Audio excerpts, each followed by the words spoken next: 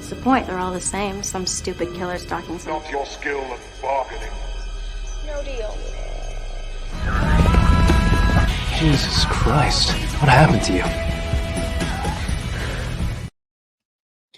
Welcome back, everyone, to I'll Be Right Back presents Horror Tuesdays. I am your host, Nadia. Every Tuesday, what I do is I drop a video on news in the horror genre. So please go ahead and hit that like button and subscribe to the channel for all future episodes.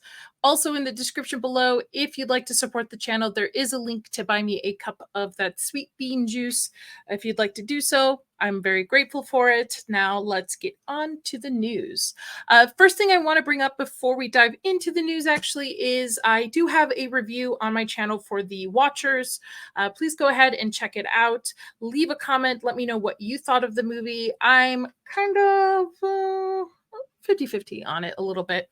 But go ahead and leave me your thoughts on it below in the comments. So let's get into the first set of news I want to talk about is everyone's favorite daywalker, Blade. This movie, man, let me tell you. I don't think this movie should be made at this point. So, daywalkers make it look easy. Wesley Snipes comments on Marvel's Blade troubles. Now, in 2019, it was announced that Mahershala, I'm really bad at names. I'm so sorry, Ali. He's a great actor. He was going to be playing Blade. And since then, there has just been a ton of really bad issues going on. We had directors leaving, writers scratching the script, rewriting the script. I really honestly don't know at this point how old Ali is going to be by the time they're going to get ready to make this movie. So taking to Twitter over the weekend, Wesley Snipes offered his own thoughts on behind-the-scenes struggles to bring his most iconic big screen character his most iconic big screen character back to the big screen. Wow, that's a play on words, I guess. Snipes tweeted, "Blade, lordy, lordy, lord, lordy, lordy, lordy. Folks still looking for the secret sauce, riding snowmobiles in traffic, kind of rough. Daywalkers make it look easy, don't they?" Mia Goth is still also attached to this. I don't think this is really bad. I understand, and I believe Daredevil's going through the same issue. Rewrites, reshoots, it's expensive, right? And this movie's been announced since 2019. The original Blade is like 26 years old. Just scratch it at just move on. I believe I read at some point that Ali didn't want to do a physically focused movie. I don't know. I feel like you got to add, sword fighting and action into this movie. I mean, I don't see anybody expecting otherwise, but I think they should move on. I really do. What are your thoughts below? To me, I haven't seen anything Marvel related since, let me think. I think as I itch and scratch my face. Love and Thunder, I think, might have been the last thing I saw Marvel related. No, I did check out the Marvels. I've lost really interest in it, and I don't know if it'll ever win me back. I don't know. I was really disappointed in Multiverse of Madness. Listen, I'm a Sam Raimi fan. Either out of touch or his hands were tied, but I really wanted a true horror movie, and Doctor Strange is perfect to do so, and it was just a huge letdown. So let me know what you think in the comments below. Do you think they should continue with this? I don't think so. All right, moving on. The next thing I want to share is Possession is getting either a remake or a reboot. And by that, let me share what I'm talking about. Oh, one thing I want to show, though, and this might be a spoiler for anybody, and I apologize. If you've seen Possession before, where is it? Let's see. It might be this. Nope. Nope. Nope. Nope. Nope. No. Wow. None of my links are working. See why I do this live? Oh, here it is. Here it is. If you've seen Possession, which by the way, I saw it only a few weeks ago, and I'm still thinking about this movie. And this movie might actually have moved up to be in my top 10, potentially in my top 5. It's just that chaotic. And I think what made me love it even more was seeing Possession and then following it with The First Omen, which has a lot of homage to Possession. It's a young Sam Neill. I'm telling you, it's a weird movie, but I like it. I think I like it. Anyway, this is the monster with the lights on, which, and this person, Dr. Sean Travers, which I will credit everybody in the description below and links to all the articles I'm sharing. This is what the monster looks like on the lights on, and it says, looks like a child's drawing. Kind of does, with the big oversized head and stuff. This movie is really creepy. This is definitely playing it down on what this movie is. I really, I don't know, man. I hope it's good. If they decide to remake it, I don't know if they will. Let me see. Let me pull up this article if this would allow me. It's all these technical difficulties I've got going on today.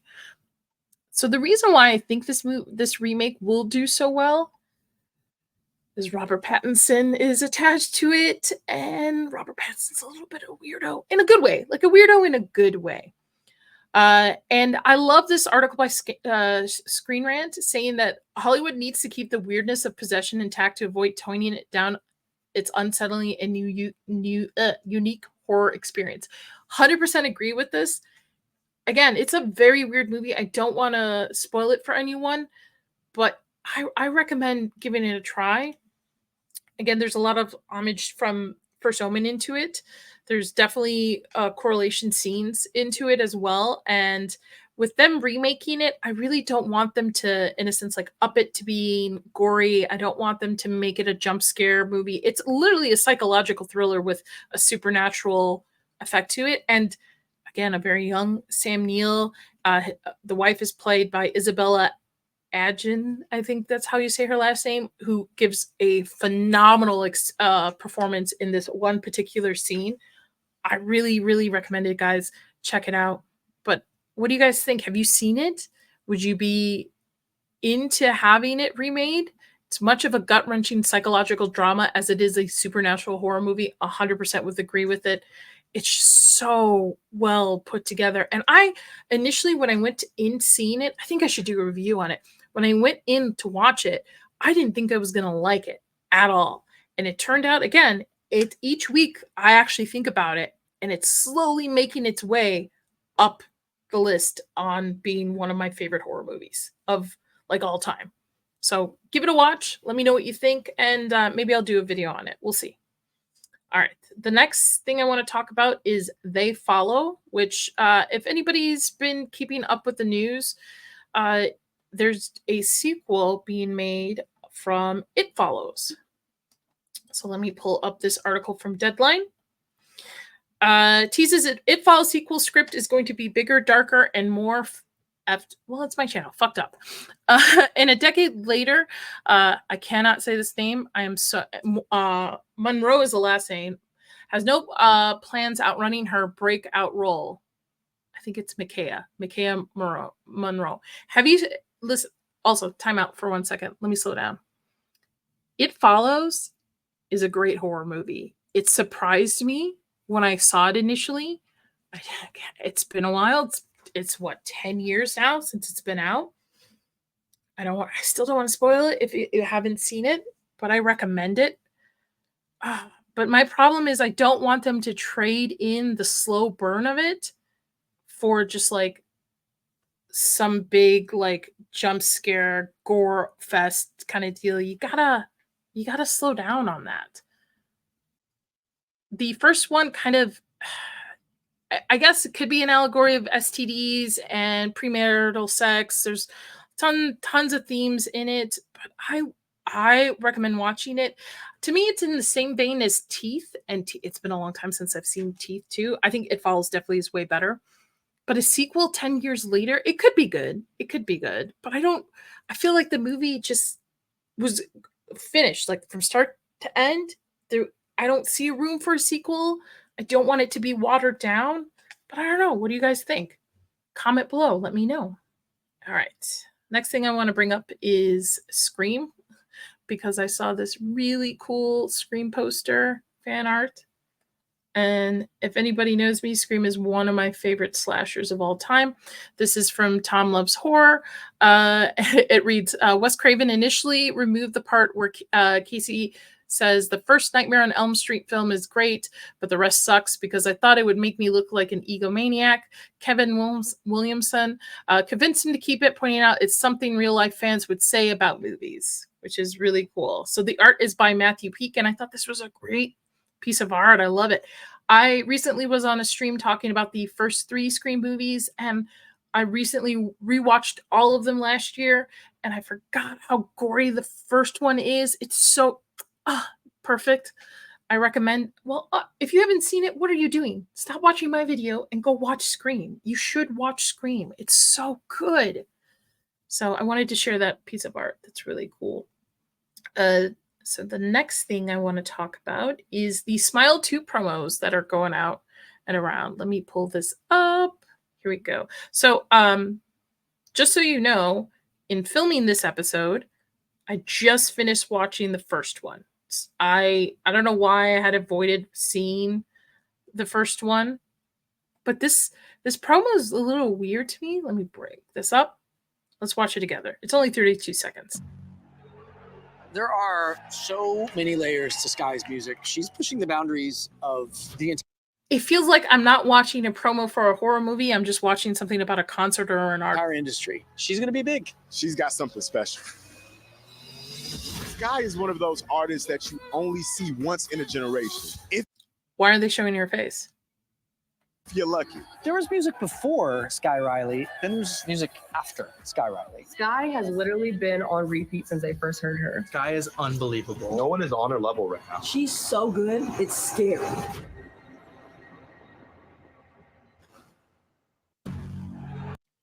That's it. Okay.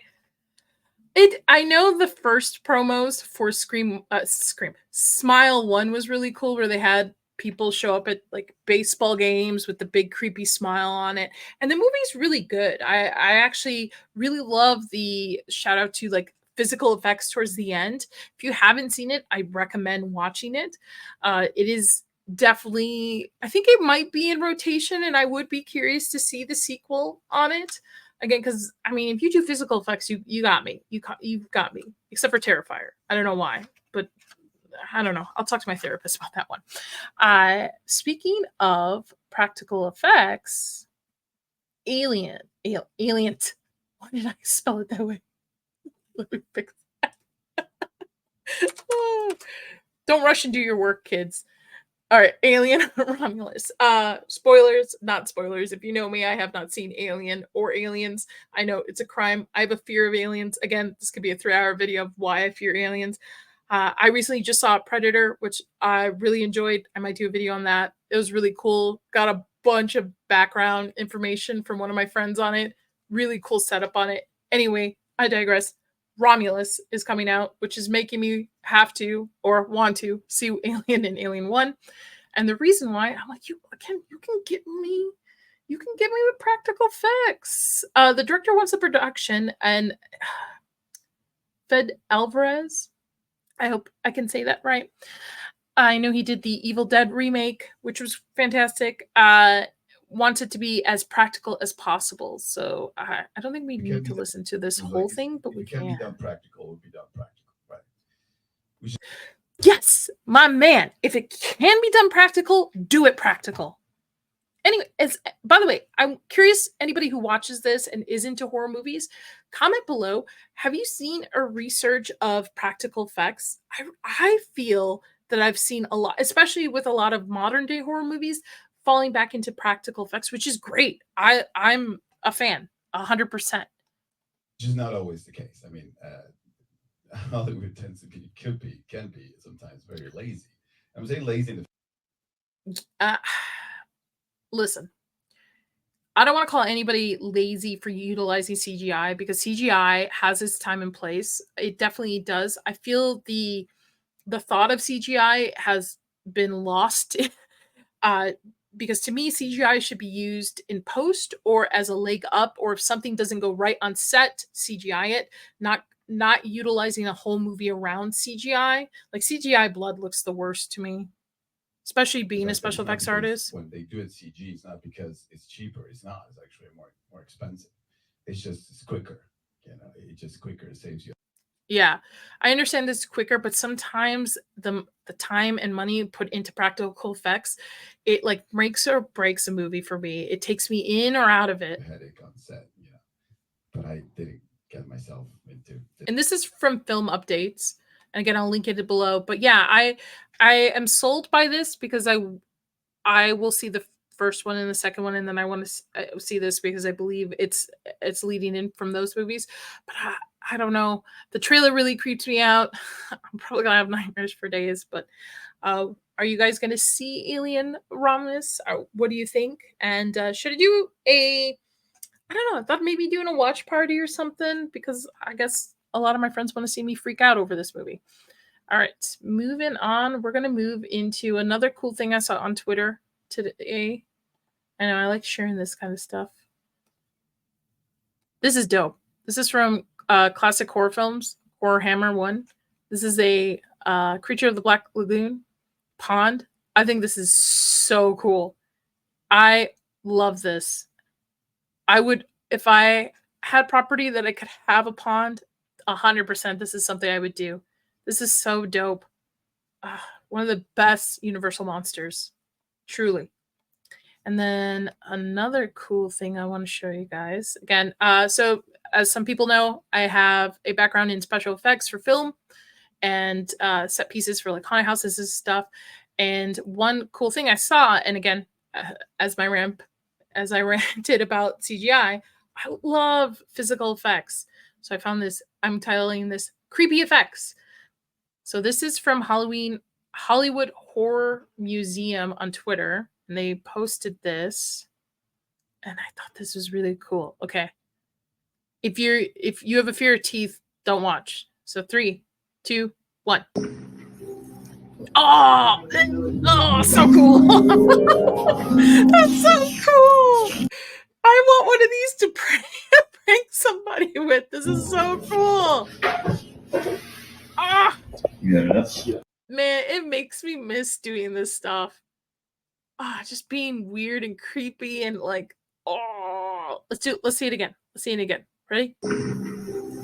Oh, that's so cool. I love it. I love it. Physical effects, my friends. Physical effects is awesome. All right, so before we get into the last thing I want to talk about, which is 4 new horror movies that you can watch on stream, please, again, hit that like and subscribe button. Comment below. Let me know what you're thinking about some of these topics that I've brought up. Are you excited for the Possession remake? Do you think Blade should be scratched? What do you think of the sequel to It Follows? Just comment below and let me know what you're thinking. And the last thing I want to share is 4 new horror movies that are released this week, including I Saw the TV Glow at Night. This is from Bloody Disgusted, which I enjoy their website for news. And one thing... I'll wait till we get to I See the TV Glow. So a couple things that are being released.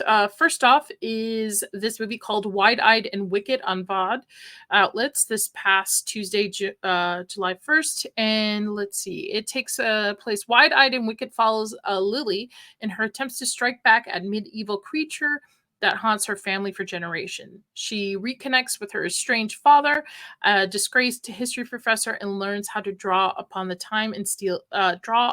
at a time of steel and blade when armor-clad knights rode out and dueled monsters to the death. Sounds interesting. Should we? Yeah, why not? Let's see what this looks like. You're too young for my stories, little love. Too young to hear. Light your night shoots, folks. Light your night shoots. Yellow eyes. Wild and wicked. Not bad. Okay, we're a little bit lighter here.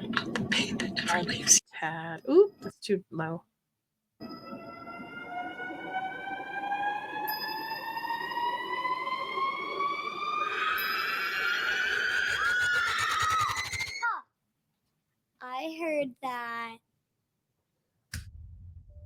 Should we talk about your dad today? You told me last time that you were anxious about him contacting you because of the anniversary of your mother's death. Hi, Dad.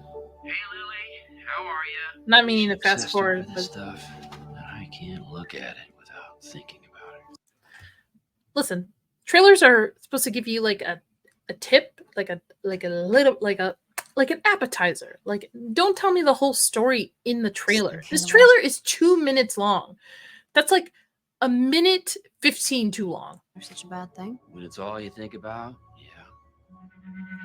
I feel like the less you tell in your trailer, the more interested I am in your movie.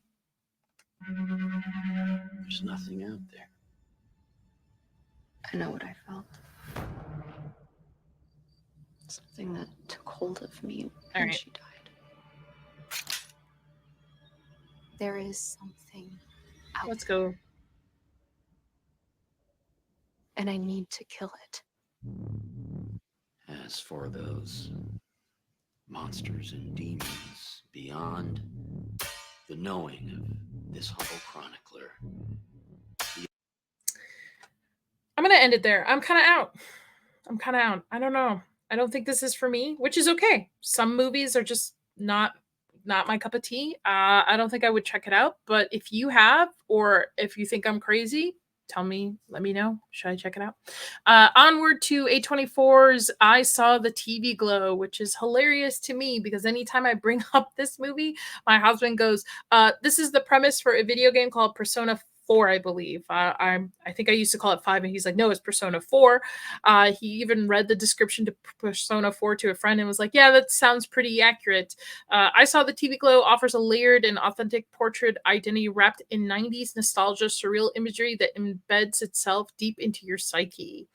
In the film, Owen is just trying to make it through life in the suburbs when his classmate introduces him to a mysterious TV show, a vision of supernatural world beneath their own. In the pale glow of television, Owen's view of reality begins to crack. Okay, remember that. Let me look up Persona 4 game description. Let's see. A coming-of-age story that sets the protagonist and his friends on a journey started by a chain of serial murders. Explore meeting... here's the story. The story revolves around a young teenager who moves to a town where a mysterious string of murders take place. Upon discovering a disordered TV world and acquiring a mysterious power known as Persona, you and his friends decide to investigate murders and save the others from being killed. I don't know if that sounds like it. I haven't played the game, but my husband's pretty adamant. It's like, no, it's a pretty ripoff. So we're actually going to check this out at some point, I think this weekend, and kind of see. I'm going to have him watch it with me. But have you seen I Saw the TV Glow? Do you like it? A24 sometimes a hit or miss with me. Like, some of them I really enjoy. Some of them like, this is just a little too artsy-fartsy for me, I guess. That's the easiest way to say it. This one I'm very excited for. The breakout Korean blockbuster Exhuma, I think I'm saying that wrong, but it's okay, was released and it's going to be streaming exclusively on Shudder. Where is it? In this film, when a renowned shaman and her protege is hired by a wealthy family, they begin to investigate the cause of a disturbing supernatural illness that affects only the firstborn children of each generation.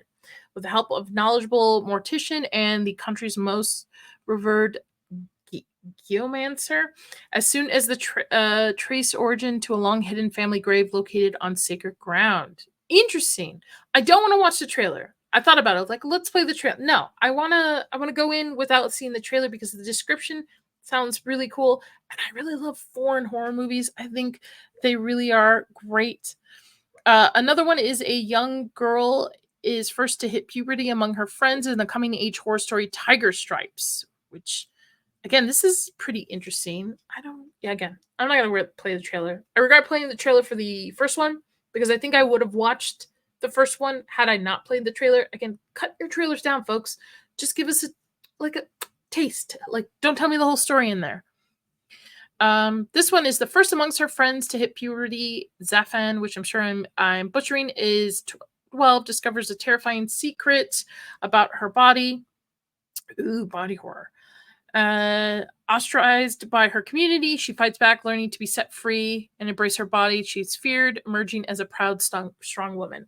It's called Tiger Stripes, and it says it's comparable to Carrie in Ginger Snaps, which Ginger Snaps is a very underrated horror movie. I really like that one.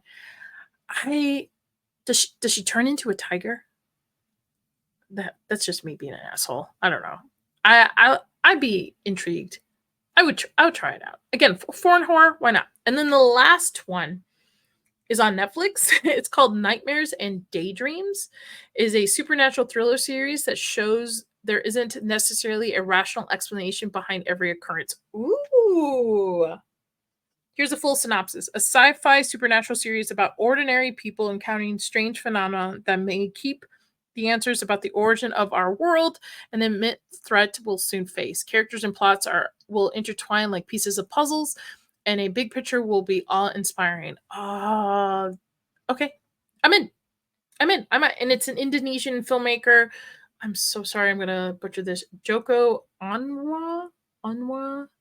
He's known for his international for stylish and gory horror. Ooh. 7 episodes. It's 7 episodes. Okay. Totally in. Don't want to watch it. Should we? Do I take back what I just said? Do we watch the trailer? Let's watch the trailer. Wait. Let's see how long the trailer is. Waktu kamu harus hidup. Mata kita bisa nembus tembok-tembok yang mereka buat. Interesting.